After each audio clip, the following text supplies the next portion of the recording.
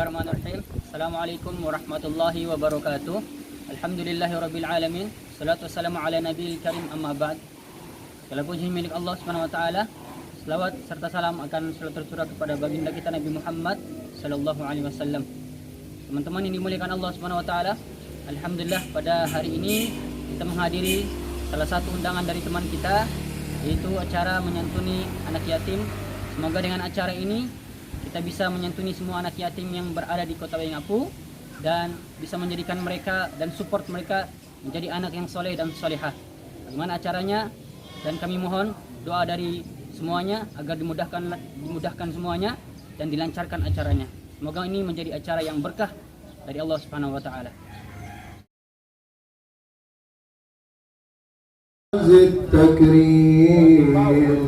Allahumma salli wa sallim ashraf as-salati wa taslim barik alayhi wa ala alihi tajalla al-haqqu fi alam al-quds al-wasi' تجلي انقضى بانتشار فضله في القريب والشاسع وهو من فوق علم ما قد رأته رفعة في شؤونه وكمالا فسبحان الذي أبرز على من أتم الله عليه نعمة من خواص الأمة أن يعذر عند ودعه أمة تعنيسا لحنابها المسعود ومشاركة لها في حال السماء محمود وحضرت بتعفيف الله السيدة مريم والسيدة عاسية ومعهما من الحور العين من قسم الله له. يا نبي سلام عليك يا رسول سلام عليك يا حبيب سلام عليك صلوات الله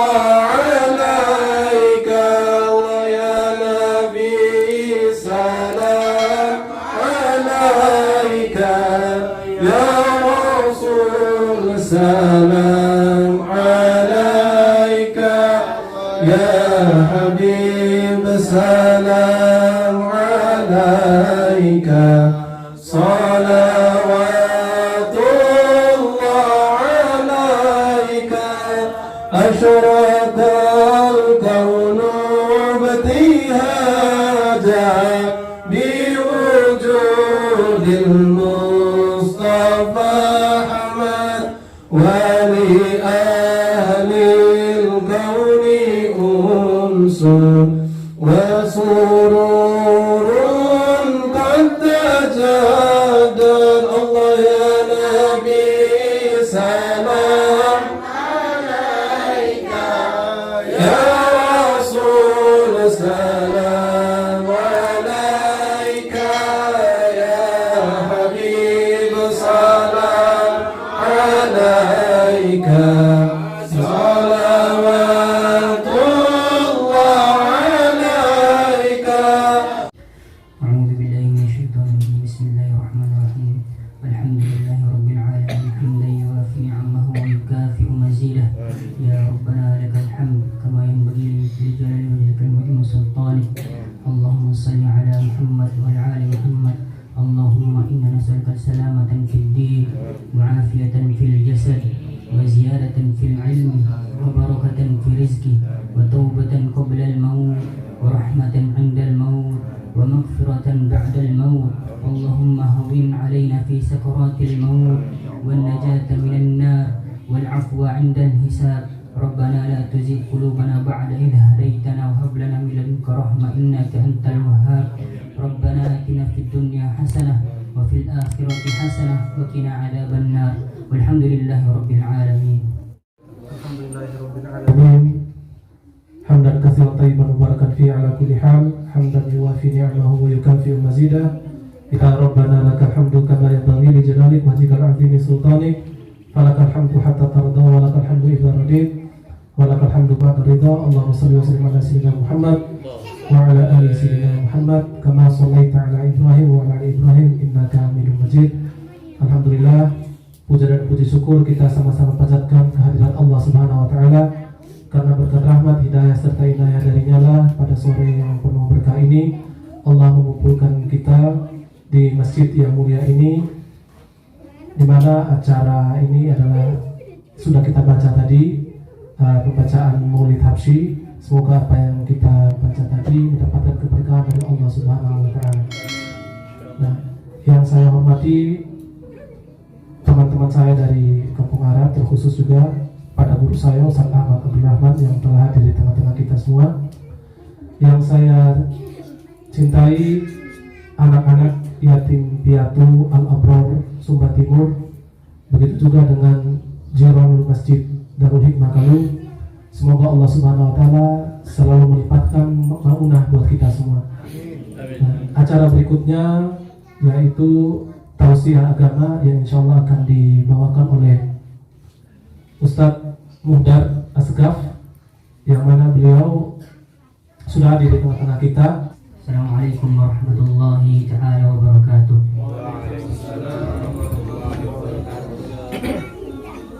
Alhamdulillahirabbil alamin. Alhamdulillahilladzi nahmaduhu wa nasta'inuhu wa nastaghfiruh wa na'udzu billahi min shururi anfusina wa min sayyiati a'malina. Man yahdihillahu fala mudilla lahu wa man yudlil fala hadiya lahu. Asyhadu an la ilaha illallah wahdahu la syarika lahu wa asyhadu anna Muhammadan 'abduhu wa rasuluh la nabiyya rasulullah ba'd. Ibadallah, usi nafsi wa iyyakum jami'an bi taqwallahi azza wa jalla min haitsu qala Allah ta'ala fi kitabihil karim. A'udzu billahi minasy syaithanir rajim. Bismillahirrahmanirrahim. Ya ayyuhalladzina amanu taqullaha haqqa tuqatih wa la tamutunna illa wa antum muslimun. Wa qala aidan fa ammal yatima fala taqhar. Wa qala aidan fi ayatin ukhra Rabbi laula akhartani li ajalin qarib fa asaddaqu wa akun minas shalihin. Ikhwani wa akhwati, as'adani Allah wa iyyakum jami'an, wa al-ulama wal habaib wal asatid, a'azzani Allah wa iyyakum jami'an. Segala puji hanya milik Allah Subhanahu wa taala yang telah memberikan kita nikmat, berbagai macam nikmat, sehingga pada sore hari ini kita berada di Masjid Galuh, Kota Wengapu, dan satu kebanggaan pada saya bisa bertemu lagi dengan anak-anak yatim, karena di Tangerang saya mengajar di salah satu pesantren yang notabene anak yatim. Pengalaman saya ketika mengajar anak-anak yatim itu tidak mudah, karena tantangannya lebih besar daripada kita mengajar non yatim. Karena jika kita ingin berinteraksi dengan anak yatim atau menyentuhi anak yatim, itu kita memang harus menyentuhi anak yatim. Kenapa? Karena kita menolong diri kita sendiri. Siapa yang tidak mau bersama Rasulullah di surga? Sallallahu alaihi wasallam. Semua orang itu mau. Bahkan ketika itu diriwayatkan ada kisah beberapa orang anak, semuanya anak yang bukan yatim, semuanya punya orang tua, dan ada salah satu anak yatim. Anak ini duduk sendirian melihat teman-temannya bermain. Dengan rasa sedih, dengan muka yang sedih, Rasulullah melihat anak ini, dan Rasulullah itu bertanya kepada anak ini, kenapa sedih? Kenapa mukanya sedih? Kenapa sampai menangis? Ternyata anak ini sudah ditinggal oleh ayahnya, meninggal dalam peperangan atau syahid di jalan Allah Subhanahu wa taala. Nah, singkat cerita, anak ini berkata kepada Rasulullah, dan anak ini tidak tahu bahwa yang berhadapan dengan dia itu Rasulullah. Tolong jangan ganggu saya, silakan pergi, saya ingin sendiri. Akhirnya Pak Rasulullah bertanya lagi, kenapa sedih? Anak ini berkata, ayah saya meninggal ketika peperangan. Ketika itu Rasulullah saking mencintainya kepada anak yatim. Kenapa? Karena Rasulullah itu terlahir dalam keadaan yatim. 2 bulan dalam kandungan, ayahnya meninggal. Rasulullah tahu sendiri bagaimana keadaan anak yatim. Akhirnya apa? Rasulullah berkata kepada anak yatim ini, maukah engkau menjadi anak saya? Dan saya ini bapakmu, dan Aisyah menjadi ibumu, dan Hasan Hussein menjadi ponakanmu, dan Fatimah menjadi saudara perempuanmu, dan Ali menjadi pamanmu. Akhirnya apa? Anak ini tersentak hatinya, kaget. Ternyata yang berhadapan dengan saya ini Rasulullah. Bangga dan tidak tolak lagi. Wahai Rasulullah, saya mau menjadi anakmu ya wahai Rasulullah. Akhirnya apa? Anak ini diajak ke rumah Rasulullah, diberikan makan, diberikan baju yang baru, terus keluar lagi anak ini bermain bersama teman-temannya. Ketika bermain, yang tadinya mukanya sedih, mukanya menangis, datang bertemu dengan temannya dengan hati yang bergembira, senang, senyum kepada teman-teman. Lantas teman-temannya berkata, kenapa engkau senyum? Tadi engkau datang ke sini menangis, tidak mau bermain bersama kami. Saya senang karena Rasulullah sudah mengangkat saya sebagai anak, dan saya menggunakan baju baru. Selama ini ketika bulan suci Ramadan, ketika di Idul Fitri, saya tidak mendapat baju baru karena ibu saya menikah dengan laki-laki. Karena ayah saya meninggal dalam keadaan peperangan, ibu saya menikah dengan laki-laki, dan laki-laki itu tidak pernah mengurus saya. Ayah tiri saya tidak pernah mengurus saya. Akhirnya Pak Rasulullah mengangkat saya menjadi anak. Saya gembira, senang. Dan Ramadan kali ini saya menggunakan baju baru. Senang dia. Akhirnya Pak teman-temannya itu berkata, Masya Allah, laula abana syuhada. Katanya anak ini, kata teman-temannya itu, kalau seandainya orang-orang tua kita yang berperang dengan Rasulullah, kalau seandainya semuanya syahid, mati di jalan Allah, maka kita akan diangkat oleh Rasulullah menjadi anaknya. Ya, jadi anak-anak yang tadinya bermain itu meminta kepada ya Allah, kalau seandainya orang tua kita ini meninggal saja dalam peperangan, tidak pulang kembali, maka kita akan menjadi anak angkat Rasulullah. Mau dengar cerita Imam Bukhari? Mau? Imam Bukhari ini, Imam Al-Bukhari itu lahir dalam keadaan buta permanen, tidak bisa melihat sama sekali. Buta permanen, tidak bisa melihat. Akhirnya apa? Ternyata sebelum ayahnya meninggal, ayahnya itu dan ibunya punya cita-cita yang luar biasa. Apa cita-citanya? Ya Allah, kalau seandainya kita punya anak, kita ingin menjadikan anak ini sebagai ulama. Kalau seandainya kita punya anak, kita ingin menjadikan anak ini sebagai ulama, sebagai pelita umat, yang mengajarkan ilmu agama, yang mengajarkan Al-Quran, yang mengajarkan hadis. Nah, itu cita-cita mulia kedua orang tua ini. Akhirnya apa? Qadarullah, takdir Allah berkata lain. Akhirnya apa? Al-Bukhari lahir, ayahnya sudah meninggal dunia. Inna lillahi wa inna ilaihi raji'un. Ibunya ini ketika mengurus Imam Bukhari waktu kecil sempat putus asa. Imam Bukhari berumur 2 tahun sempat putus asa. Ya Allah, saya tidak sanggup. Saya sebagai seorang ibu yang batang kara, tidak punya suami, saya tidak sanggup ingin menghidupkan anak ini. Bagaimana caranya ya Allah? Tunjukkan caranya kepada saya. Akhirnya apa? Dia ingat apa cita-citanya suaminya, apa cita-cita ayahnya Imam Bukhari. Ternyata cita-citanya itu ingin menjadikan anak ini sebagai ulama masa depan. Umur 4 tahun, ketika umur 4 tahun, ibunya ini mulai semangat kembali mencari guru yang terbaik, mencari sekolah yang terbaik. Untuk apa? Untuk disekolahkan Imam Bukhari pada sekolah itu. Berjalan kaki. Ingat, orang-orang tua dulu, ibu-ibu dulu itu ketika membawa anaknya itu ingin menuntut ilmu itu berjalan kaki. Tidak punya motor, tidak punya mobil, rumah ala kadarnya, tapi semangatnya tidak pernah pudar. Bawa anaknya mencari tempat terbaik, mencari sekolah terbaik. Sampai pada sekolah itu ternyata lagi belajar. Dalam majelis ilmu itu lagi belajar semuanya. Ketika masuk, ibunya ini berkata pada gurunya, wahai guru, saya ingin menyekolahkan anak saya pada sekolah ini. Imam Bukhari yang paling kecil, ternyata di situ Imam Bukhari yang paling kecil. Masuk ke sekolah itu dengan umur 4 tahun dan buta permanen, tidak bisa melihat. Imam Bukhari bisa melihat atau tidak? tidak bisa melihat, buta permanen. Masuk ke sekolah itu duduk paling belakang dan dia umur yang paling kecil. Duduk paling belakang, dia simak apa kata gurunya. Ternyata yang ketika diajar itu surah, ketika diajarkan Al-Quran, surah Al-Qamar. Diajarkan Al-Quran, diajarkan. Imam Bukhari simak dengan tekun dan tidak bermain ketika belajar, tidak berganggu teman, tidak menengok ke belakang. Duduk diam tenang dengan niat karena Allah SWT. Duduk diam tenang melihat apa gurunya berkata. Ketika gurunya mengajar, gurunya iseng bertanya, siapa yang sudah hafal Quran yang saya mengajarkan tadi? Tidak ada yang mengangkat tangan.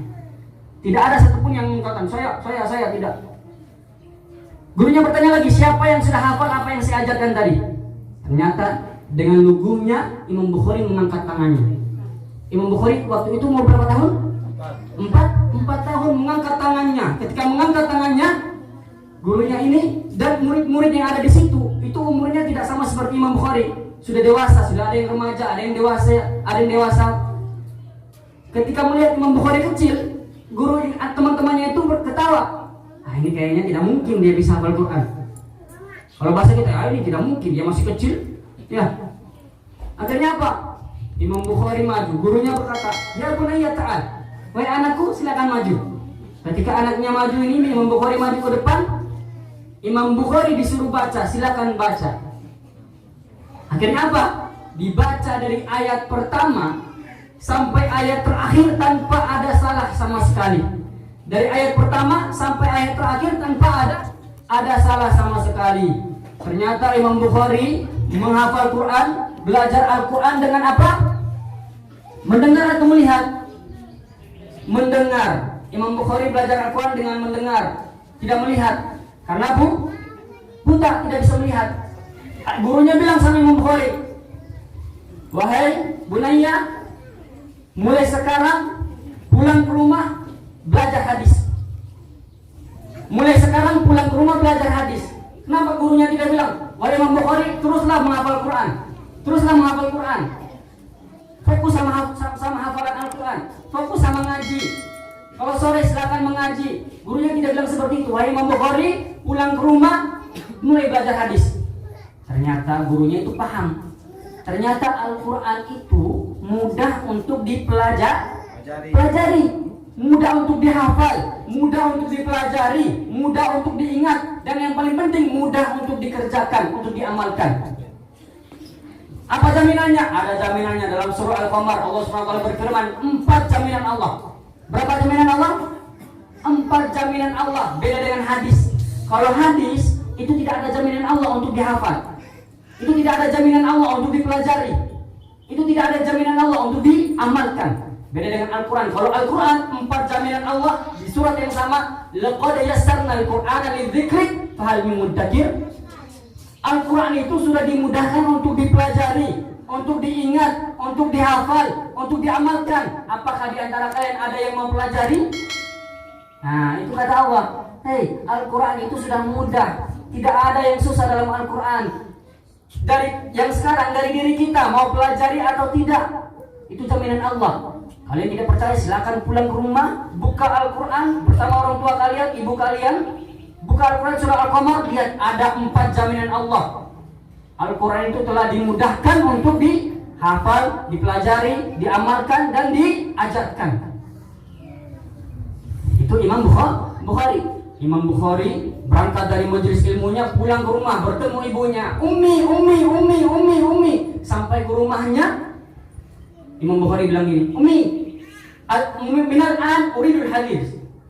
Umi, mulai sekarang saya mau belajar hadis. Bukan dia tidak bilang, Umi, mulai sekarang saya tidak mau belajar Al-Quran, saya mau belajar hadis saja. Tidak, tapi Imam Bukhari bilang, Umi, mulai sekarang saya mau belajar hadis dulu. Mau belajar hadis. Akhirnya apa? Ibunya ini melihat dengan keterbatasan anaknya, Imam Bukhari yang tidak bisa melihat, buta permanen. Ibunya bilang, ya bunayya ittahi bil Quran. Wahai anakku, cukuplah saja dengan Al-Quran dulu. Cukuplah saja dengan Al-Quran dulu.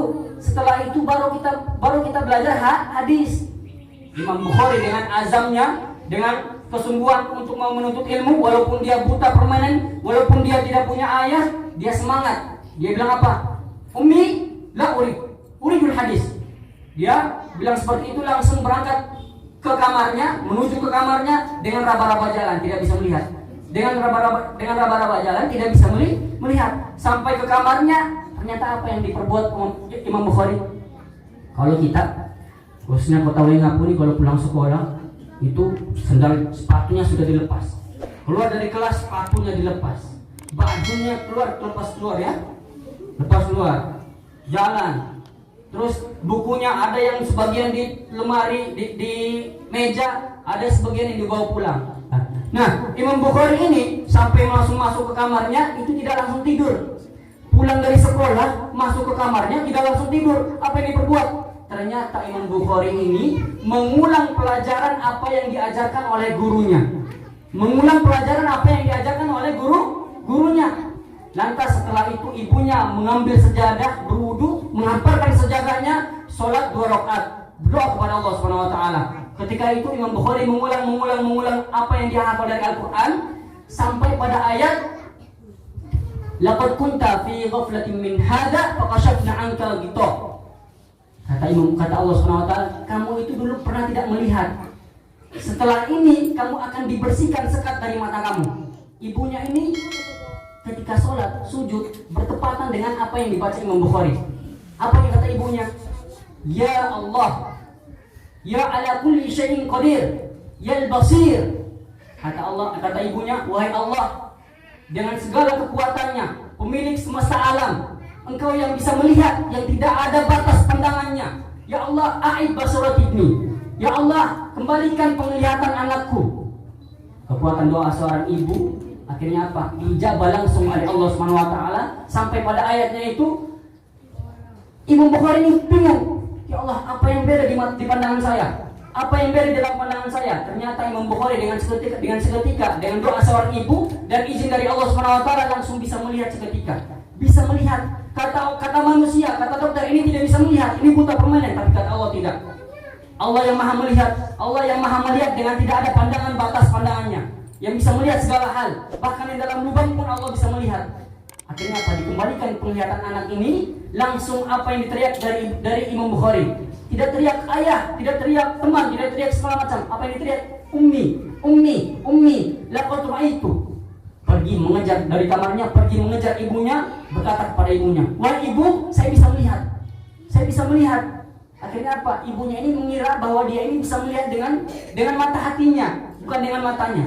Kata ibunya, mungkin Ananda bisa melihat dengan mata hati Ananda, bukan dengan mata. Kata anaknya, tidak Umi, saya bisa melihat. Umi sekarang pakai baju ini, Umi sekarang ada di sini, di samping kita ada ini segala macam. Akhirnya apa? Ibunya percaya, sujud syukur ibunya, menangis ibunya, berdoa kepada Allah Subhanahu wa taala, ya Allah, terima kasih telah mengembalikan penglihatan anakku. Siapa yang buat di belakang Imam Bukhari? Siapa di sini yang tidak punya ibu? Semuanya punya ibu ya? Punya ibu. Semoga ibunya ditempatkan di tempat yang terbaik dan diangkat derajatnya. Maka dari itu adik-adikku sekalian yang dicintai Allah Subhanahu wa taala, Imam Bukhari ini menulis kitab yang sangat banyak, hadis yang sangat banyak. Akhirnya apa? Menjadi ulama yang besar pada masa depan. Dengan apa? Dengan kekuatan ibunya yang kuat, ibunya mencari tempat terbaik untuk belajar, dan ibunya ini terus berdoa kepada Allah dan tidak pernah putus asa dari rahmat Allah Subhanahu wa taala. Dan kita semua yang berada di sini, siapapun Anda, saya ingin mengajak kepada Anda semua, yatim ini Allah Subhanahu wa taala menganugerahkan kepada kita semua untuk bisa bertatap muka dengan anak-anak yatim. Maka dari itu Rasulullah SAW menawarkan kita semua, ana wa kafirul yatim kahataini asbataini. Saya bersama orang-orang yang menyantuni anak yatim akan bersama saya di surga seperti ini.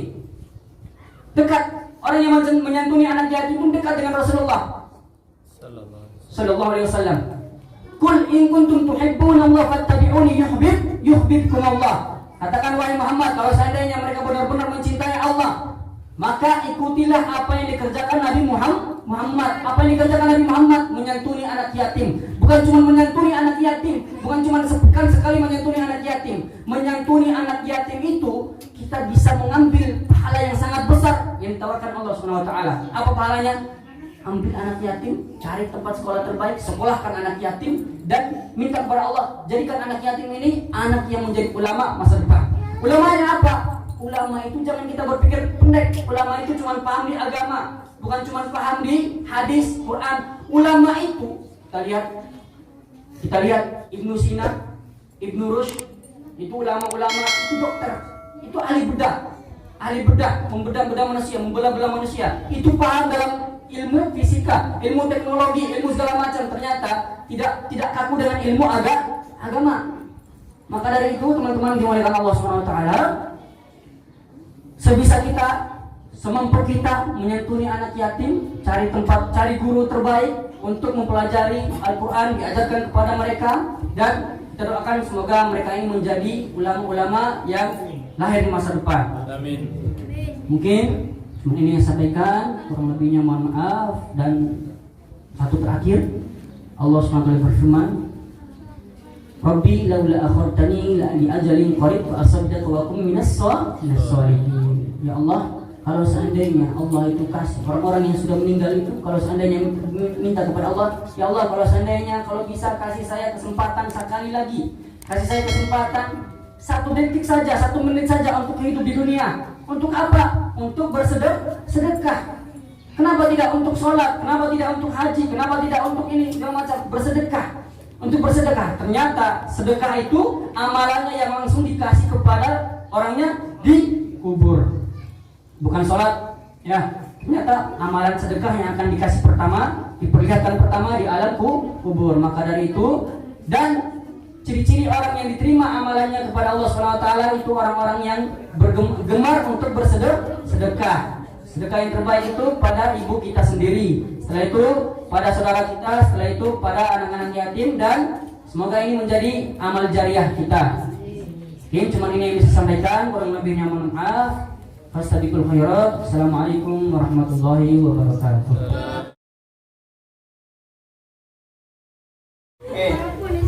Siapa yang mau jadi anak soleh? Siapa yang mau jadi anak ibu? Anak monyet? Saya juga belum mau. Tidak ya. Pertanyaan pertama, siapa nabi terakhir yang Allah utus dan diwahyukan Al-Quran? Siapa? Katakan. Nabi Muhammad Sallallahu Alaihi Wasallam. Nabi Muhammad. Pintar. Siapa namanya? Baim Wong. Baim Wong kita dengar. Oke, pertanyaan kedua. Apa rukun Islam pertama? Siapa yang mau sholat? Rukun Islam pertama apa? Syahadat. Siapa yang bisa melafalkan syahadat? Ya Allah, tidak ada ya. Coba ikut saya ya. Asyhadu an la ilaha illallah wa asyhadu anna Muhammadan Rasulullah. Itu rukun Islam yang pertama. Pertanyaan kedua. Siapa yang tahu rukun iman yang pertama?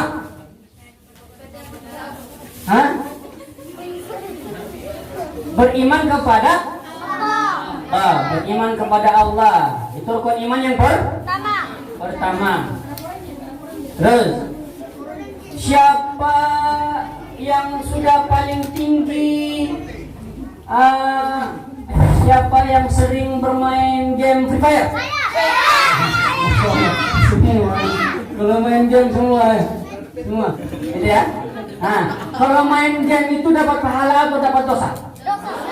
Tidak dapat dosa juga. Tidak dapat dosa, tidak dapat pahala, tidak dapat dosa. Hanya kita buang-buang waktu. Nah, di zaman kalian ini tidak dilarang untuk bermain game. Tidak dilarang untuk bermain game. Asalkan Qur'annya nomor 1. Sholatnya di saf paling depan. Sholatnya tepat waktu, belum azan kalian sudah kesini. Ya. Jam 5 azan subuh kalian sudah kesini jam 3. Bisa ya? Bisa ya? Siapa yang mau berjanji sama Allah? Siapa yang mau berjanji sholat 5 waktu di masjid? Sudah berjanji ya? Sudah berjanji sama Allah. Oke.